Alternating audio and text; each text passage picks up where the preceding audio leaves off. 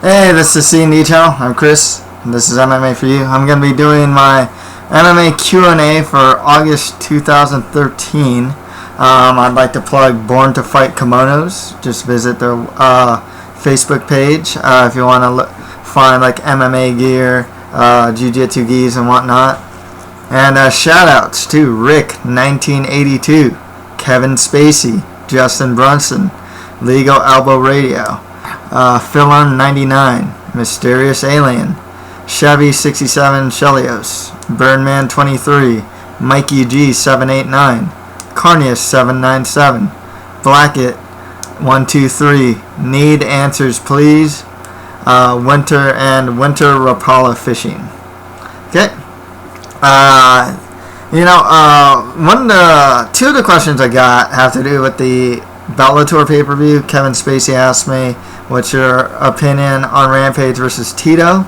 And then Rick 1982 asked me, what are your thoughts on Bellator MMA's first pay-per-view coming up? I'll probably just mix those two together. There's actually a lot to talk about with this Bellator pay-per-view. What do I think? Okay, well, start with the buy rate.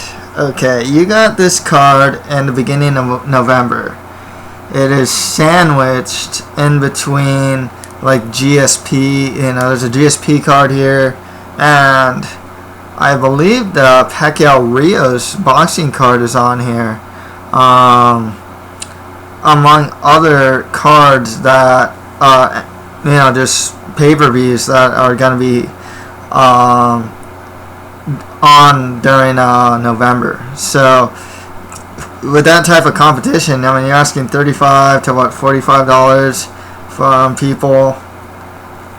If you're like me and you order like a bunch of pay-per-views, that's like $100 plus just on pay-per-views for the month of November. I think Invicta even is gonna have have a show in November. Bellator, Pacquiao Rios, boxing ones tend to be pretty highly priced, and this isn't even HD. A GSP versus Hendricks, and October. I forgot what pay-per-views on there. Like Dos Santos versus Velasquez or something. Too. Is that the one? I think that might be the one. Just a couple weeks before this. So they got some pretty tough competition. Dave Meltzer actually had an interesting article on this too. About the pricing scale of pay-per-views. There's this argument that if it was $20, I'd buy it. But then what Meltzer pointed out in MMA Fighting, and he used a pro wrestling reference actually, about how tickets were only like $10-20 and then they raised it. And there's a certain perception that if the price of your product is a low price, it's a low quality product. And what he also mentioned was the people that will order the pay-per-view, there are people that will order the pay-per-view no matter what the price is, and the hardcores get satisfied because you got Chandler versus Alvarez 2, awesome fight actually. Pat Curran versus Daniel Strauss, Emmanuel Newton versus King Mo. So you fulfill that hardcore contingent that will order the pay-per-view for those fights. Now you got to appeal to the hardcore fans with Rampage versus Tito. So I understand that there's a lot of hardcore MMA fans that are very much against Rampage versus Tito. They're both past their prime. They're both on losing streaks. Yada yada. The problem is, it's funny talking to them and then talking to my casual friend, my friends who are casual fans, and we were just talking about Rampage very highly. They sounded interested. My oldest brother doesn't watch too much MMA. It was all like, "Wow, Rampage signed with Bellator? Wow." Here's the thing, like, do these casual fans, to my knowledge, I'm assuming that they don't know their records. They don't care that they're past their primes. They just don't know. Rampage fought Glover Teixeira not that long ago. Tito's last in the UFC, it wasn't that long ago. They're not totally forgotten. So you get this really weird casual versus hardcore fan thing going on. One of my other friends, Tony, actually, who does shows with me every once in a while, he actually said that this is a pretty damn good show. He watches he's not exactly casual. He's not a hardcore. He's kind of a tweener. He's in between like casual and hardcore, and he thought that the show was awesome. Was really good. So it's a really tough thing to see how the buy rate's gonna go. I think it'll do better than what people expect. That's the only answer I can really give. I mean, I don't know if it'll get 100,000 buys, and if it does, that's really good. As far as these like really low buys that some hardcore fans are saying that it gets, I don't know. I have a hard time really seeing that it'll get really low buys either. Right now there's a negative stigma towards Bellator right now with the hardcore fan contingent. You have the Eddie Alvarez situation. A lot of these fans don't like that Rampage and Tito are the main event. Among other things that Bellator's doing that a lot of fans just don't like at the moment. Another thing is Rampage and Tito are featured in Total Nonstop Action / Impact Wrestling. I don't know if they're going to get those fans to order the Bellator pay-per-view. They have to try. I mean, that's really what it comes down to also, is like, they have to try. They got on ESPN. That's pretty big. I mean, for a non-UFC MMA organization to get onto ESPN, that's pretty big. They're doing the right things. I believe it was one of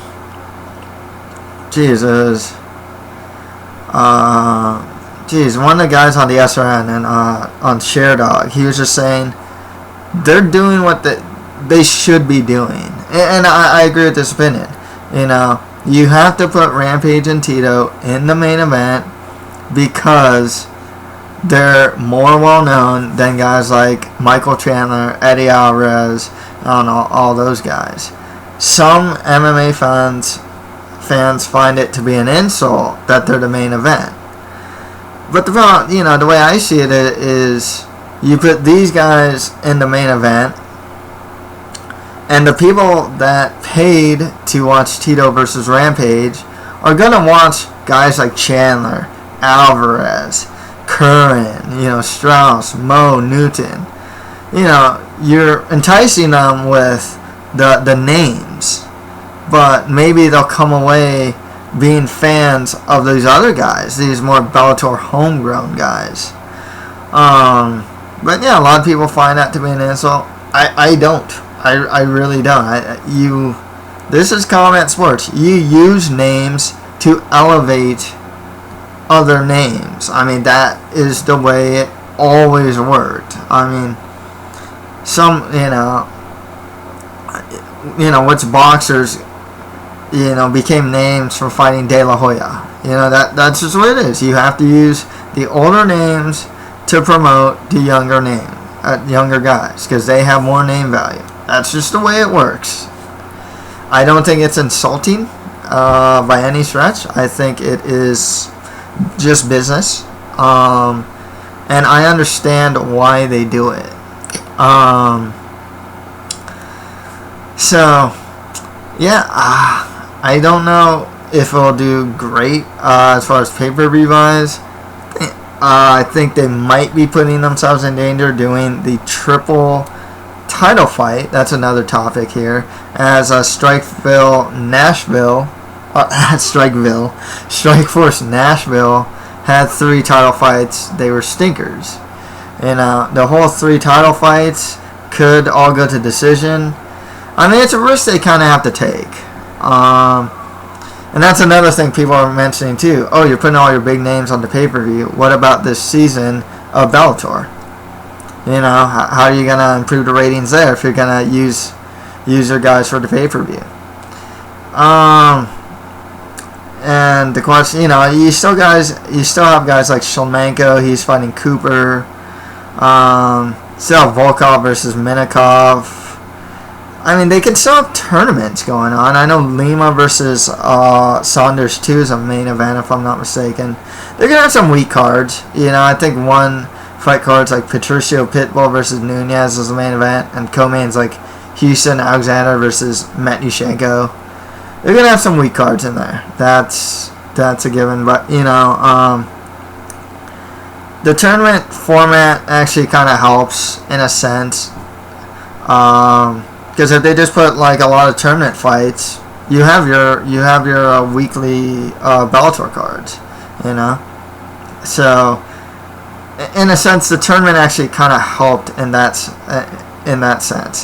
Guys will make themselves from the tournaments. The guy with the cool knockouts or whatever, or that had great performances, they'll want to see him, and they'll see him like 2-3 weeks later. So, in a sense, the tournament actually, I think, kind of helps fill out their regular season Spike TV cards, despite not having the big name guys that are going to be on this pay-per-view. As far as who I think will win, I got Rampage. He still has solid takedown defense, and good hands. If Tito can ground Rampage, kind of like, say, a Bader did or some other fighters have, he can win, but I got to go with Rampage. I also train at Rampage Fighting Academy, But besides that, I legitimately think that Rampage beats him, I think he beats him on the feet, defensive takedowns. Both guys will probably... Cardio-wise, I mean, they used to be cardio machines, but lately you've seen like their third rounds be pretty bad. But yeah, I gotta go with Rampage to win that one. Okay, next question after that. ZHB 1989 asks, what is your opinion on the Korean Zombie versus Jose Aldo fight? Versus Aldo, considering the Korean Zombie was landing harder punches in the pocket and was more effective in the boxing range.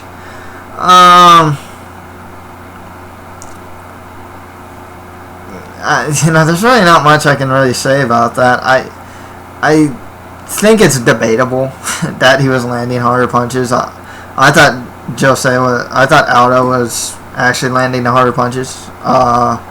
To be perfectly honest with you, I think that around the end of the third to fourth round, Korean Zombie was like coming back. He kind of got like a second wind, and he was definitely hurting Aldo a lot more as the rounds continued. Otherwise, I can't really say much. I mean, a lot of the fight was those two kind of standing in front of each other, staring at each other a lot of times. Sometimes when the Korean Zombie would rush in, Jose Aldo would just counter him. That's why I thought he landed the harder punches at times. Other times, closer to later on in the fight, I do feel that Korean Zombie was landing some pretty hard punches. I don't know what it really says. I thought Aldo was up 3 rounds. Up until the shoulder dislocation. Otherwise, yeah, I thought there's really not much else I can really say about it.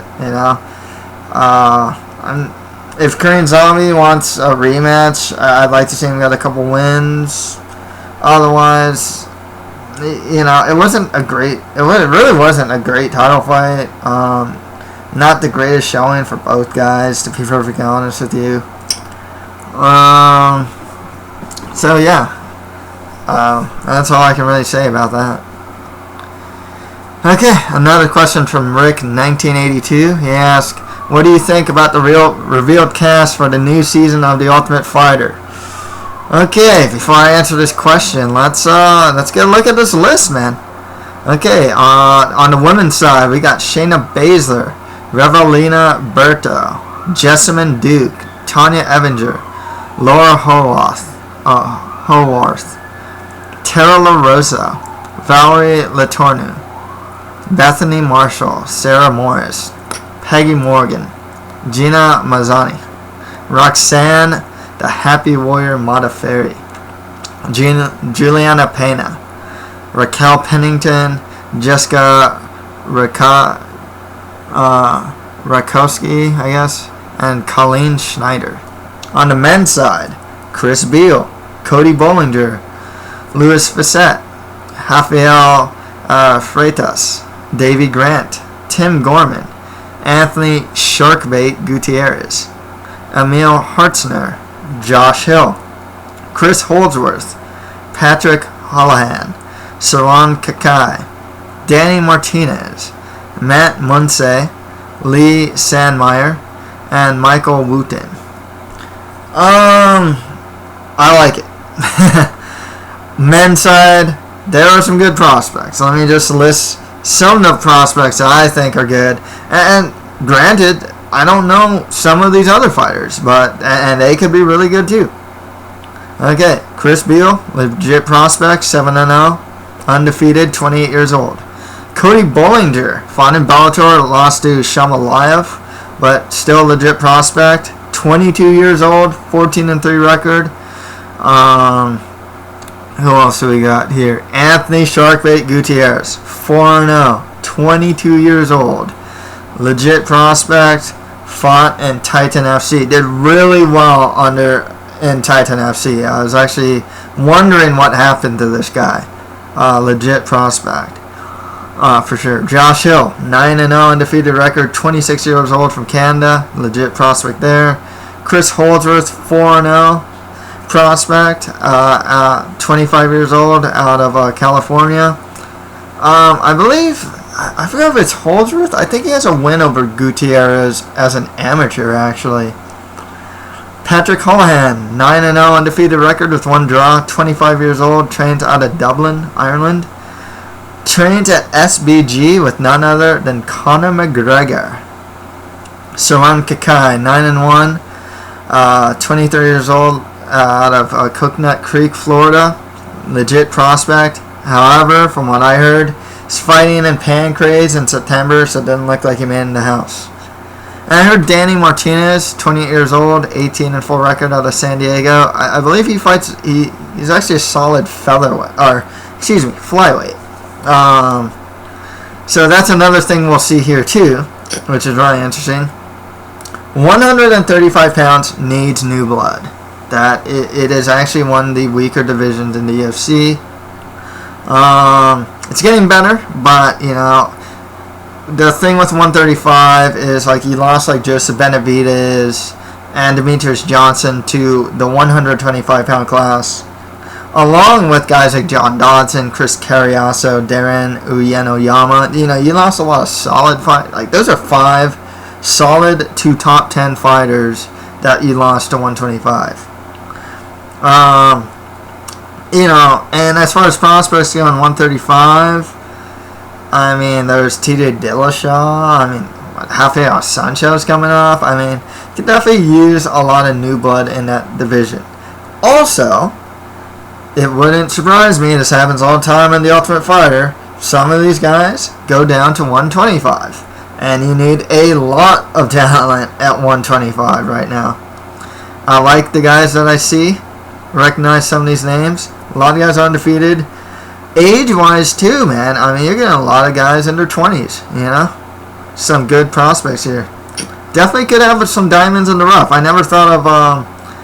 good example. 2 examples coming out of The Ultimate Fighter. One, guy who's I'm now on the hype train with, Kelvin Gastelum. 21 years old, not a lot of fights, about 5-6 fights, Diamond in the rough, Undefeated.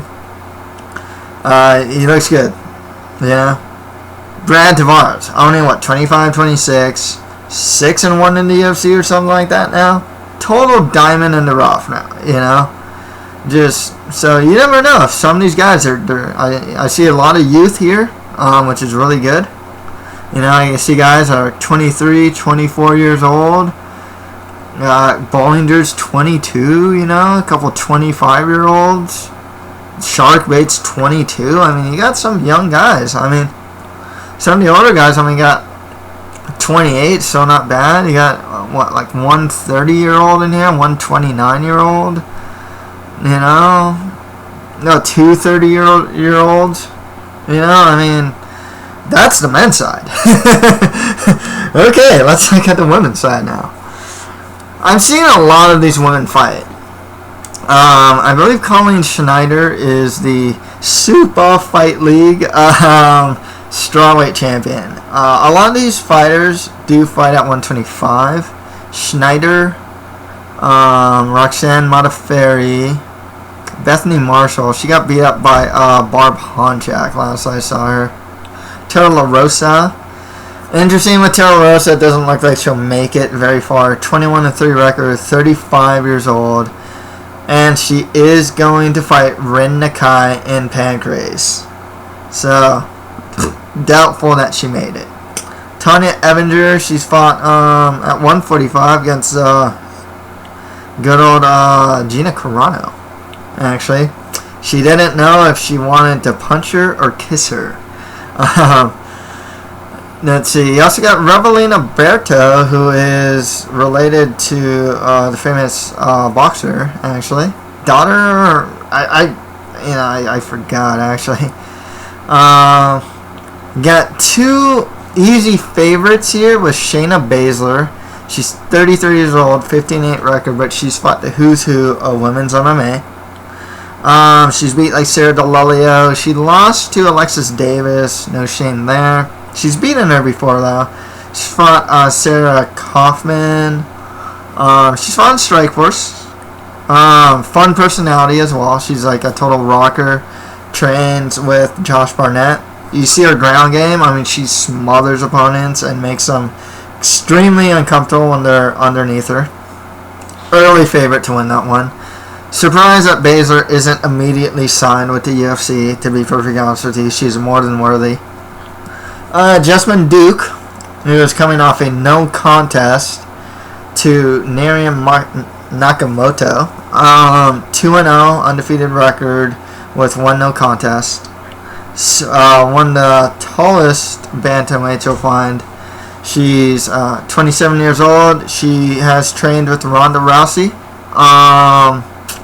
Solid stand-up, really good knees. She's good off her back. She armbarred Marsha Allen after getting ground and pounded. Definitely just one of the top female prospects in mixed martial arts today. It's Jessamine Duke. Let me see. Roxanne Modafferi, 15-10 record, 30 years old. Coming off a 4-fight losing streak. I love Roxanne Modafferi. She is, like, if you ever seen her, you'd never guess she'd be a fighter. I mean, she is such a nerd. I mean, I don't know how else to say it. I'm just gonna be blunt. I remember seeing like this video she made after she lost to Marlis Kunin in her second fight. She's really down, and she's talking about how she like bought a Cheetor, from Transformers Beast Wars. I mean, it's just so nerdy. I was like, yeah. Hopefully, I heard that she moved back to the U.S. though. She's not in Japan anymore. She was actually a teacher in Japan, and so she was trained part-time. I hear this is kind of like her final run, it sounds like. She moved back to the U.S. and is, working full-time in MMA. Good for her. She's 30 years old, but she's been there, done that. She got slam KO'd by Sarah Kaufman. She's beaten Maros Kunin, and then she lost to her. She had some really good fights with Tara La Rosa. She is on like a 4-fight losing streak. Well, she can pick it back up. You know, she's got a good ground game, really scrappy, really game. I'm hoping she gets in the UFC at least. That'd be really cool. Who else? Raquel Pennington. I've seen her in Invicta. 24 years old. Recently, I saw her lose to Leslie Smith and Kat Zingano. You know, she has 3-3 record. Scrappy fighter. You know, she's not too bad. Colleen Schneider actually isn't too bad either. You know, last time I saw her was in Super Fight League. 4-3 record. She's actually been around. You know, she's she's actually pretty solid. Solid stand-up, good ground game. 31 years old. Yeah, Jessica Rakowski. Rikazi. There we go. 1-3 record, 36 years old. I don't know if she'll get too far, but she does have a really good boxing record. And that's something that you'll see here too. There's a lot of fighters that don't even have 4 fights. Laura Haworth, never heard of her. 4-0 undefeated out of England. Let's see, Sarah Morris. I saw her fight once in Invicta. I think it was against Raquel Pennington. It was fun to watch her fight, but she's kind of sloppy. 25 years old. Peggy Morgan. She fought CFA. 2-0. 33 years old. I never even heard of Gina Mazzani. She's 3-0. You know. Juliana Pena out of Spokane, Washington, 4-2 record.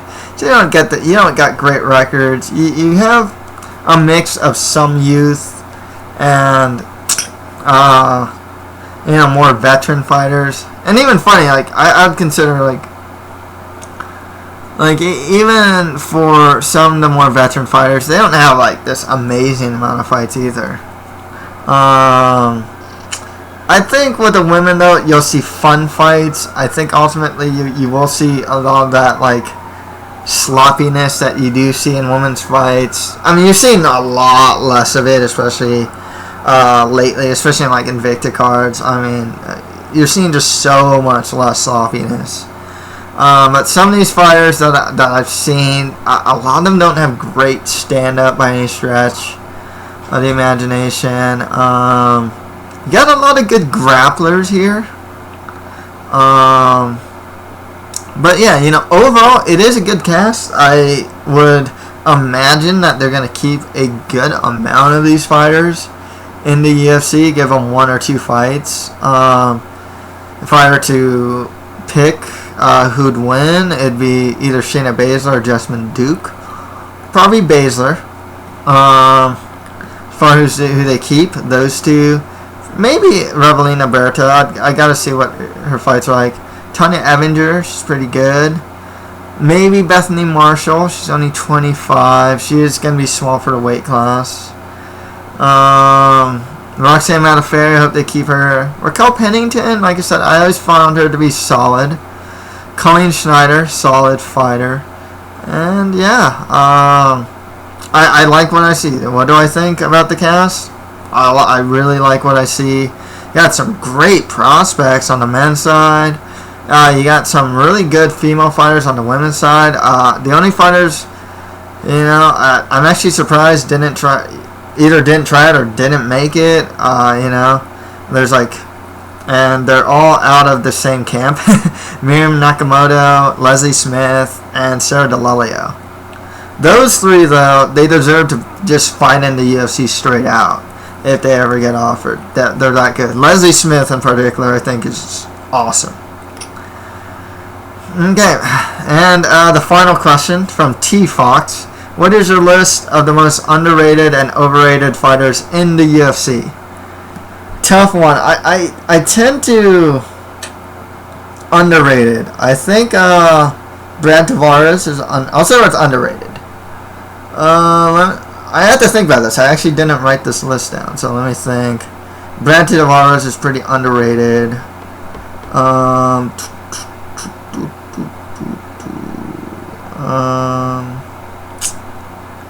Let's see. I think underrated is a lot harder than overrated. That's the problem. And it's really hard to define underrated too, you know. I say Brad Tavares because he's just this guy that's totally under the radar. No one knows who he is, but he's really good. If we're gonna go by that criteria, Yuri Alcantara, just a totally underrated guy. No one knew who he is coming into the Faber fight. Threw him in the first round, took his back. I mean, he got more or less dominated in the second round, but definitely an underrated guy there. If we're going by that criteria, if like just people that fighters that people don't really know but are really good.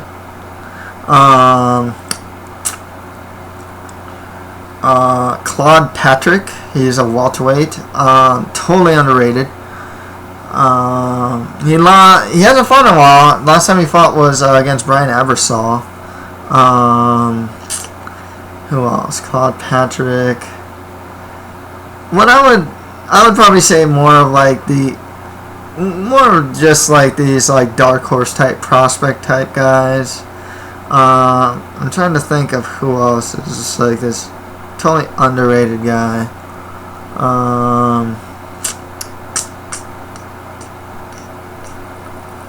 Let me think.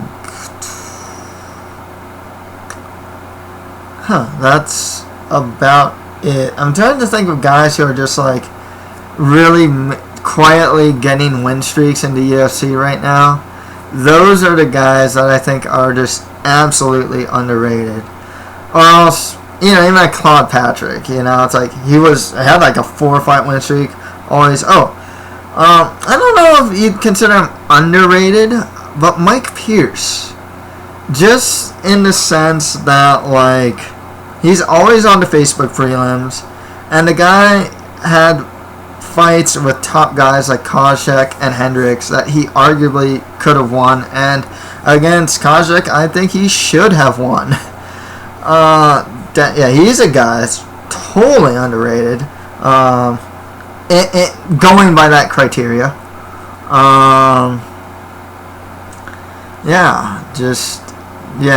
It had to be those type of guys. Overrated. This one's controversial, or whoever I name's always going to be controversial. So I will start with Jake Shields. I think the guy is just extremely over. I don't know how the hell he wins fights. I really don't. I mean, he's not a great wrestler. He's relentless about getting takedowns, but he's not a good wrestler. He's not a great athlete, you know. It always surprises me to see him win fights. You know, the ways that he does. I mean, he'll grab a single. He doesn't have this really great drive, you know. He doesn't drive through well with his takedowns or anything like that, but somehow he manages to win a good amount of times, and it always surprises me. I think a guy like Allenberger kind of exposed him as kind of like, okay, if I can defend your takedowns, beat you up on the feet, you can't do much on me. And his stand-up's just atrociously bad. Jake Shields. I mean, you could say like Overeem, he does have really good stand-up, but what you see from Overeem and his wins and losses define Overeem, you know. Travis Brown beats him up, gets tired, beats him up in the first round really bad too, you know. He can bully guys around, big men around, gasses out, gets knocked out spectacularly. Same against in the Bigfoot fight. This one's gonna be a bit controversial. Overrated. This one's based upon hype. Overrated due to hype. Conor McGregor. I have to say, he has a good win over Brimage and looked really good there, and looked really good being Max Holloway. But as far as the hype goes, I don't think I've seen enough from him to validate the hype. It doesn't help that he's calling out every top featherweight and saying he can beat him. You know, I mean, it's just like call it Cub Swanson. You know, he lists the top 10 guys and finds a way to discredit them in some way, shape, or form. You know, so in a sense, Conor McGregor, based upon too much hype.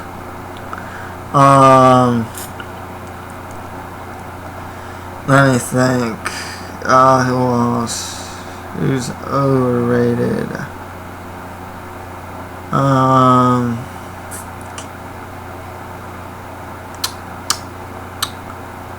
Yeah, that one. Yeah, most of the champions are definitely where they should be. I don't think any of them are particularly overrated. I'm just kind of thinking of those guys that like that people find to be like good, but they have like people that are good but have like such a distinct hole in their like skill set. I mean, you can make the case for guys like an Ellenberger. You can make a case for anyone to be overrated. You can say like Ellenberger or Roy McDonald or overrated. But I can't find any great evidence for that. But of course, this is just all opinion, anyways. Let me think. Overrated. Another guy, you know, might be a little overrated. To be perfectly honest with you. And I love the guy. Nick Diaz might be a little overrated. You gotta hear me out, though. I think with both Diaz brothers, people have kind of figured out their style and can now work around it, you know? Carlos Condit managed to do that against Nick. GSP just took him... I mean, GSP... And then, like, Thompson, because they fight very similarly to both Diaz brothers, you know? I mean, Thompson just knocked out, like, Nate Diaz. But it's like, if you have the proper game plan, they can't seem to adjust. And in a sense, they have a very good skill set, but they have... That's the hole. What I was talking about with a lot of these guys. They have great skill sets in some areas, but they have such obvious holes. You know, and I feel, in a sense, that makes them a bit overrated. It's like, wow, you know, if you just expose the hole, then, you know, you kind of expose the fighter as being overrated. You can make the argument Brock Lesnar was overrated, you know, and the guy just didn't like getting hit. And I was kind of waiting for guys to hit him, you know, and see how he took it, you know, and he did not take him well. It depends on, like, the criteria, though. You know, and because in other senses, like the Diaz brothers, they are great fighters. I mean, they are top 10 guys. But I think they have such an obvious hole at this point in their skill set that, in a sense, may make them a bit more overrated. But, you know, I mean... I say that, but Nick Diaz was beating up Cowboy Cerrone, or Nate Diaz beating up Cowboy Cerrone, made Jim Miller bite his own tongue off, you know, more or less. So, yeah, I'm trying to think if there are any other prospects that are overrated. Like, there's a lot of hype. Like, I just thought Stefan Struve was a little overrated. You know, a lot of people thought he would turn out to be a good prospect, but I was always like, man, this guy's just way too hittable. And once again, it goes. When I think of overrated, I think of that like, man, do they have good skill sets at certain areas? Yes. Do they have a very big hole to expose? Yes. I mean, that guy is just so hittable. Surprising that he beat Stipe Miocic, in a sense, you know? He's just such a hittable guy. I know at this point a lot of people think Rashad Evans is a bit overrated.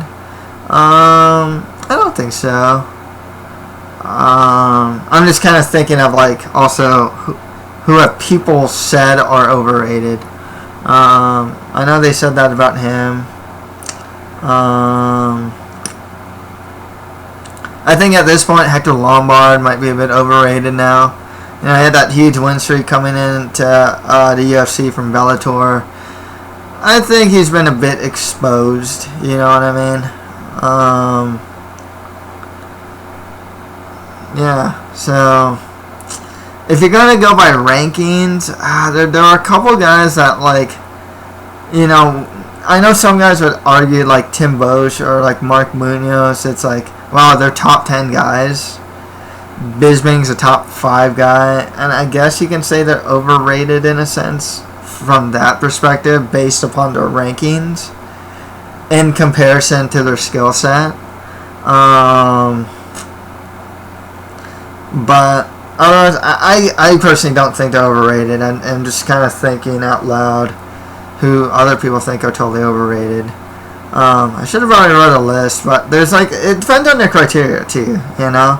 Who's ranked that probably shouldn't be ranked. And what I use a lot, who has like a really good skill set but is just has such a big hole in their skill set that can be exposed, or like who's just like a totally overhyped fighter, you know. And if you're using any of those criteria for overrated, there's a good amount of those guys. I can't think of too many right now, but yeah, you know, I think I'll end it there actually. So yeah, guys, that's been much the MMA Q and A for August 2013. If you have any comments, just leave them below. And that's it for MMA For You. Thank you guys very much.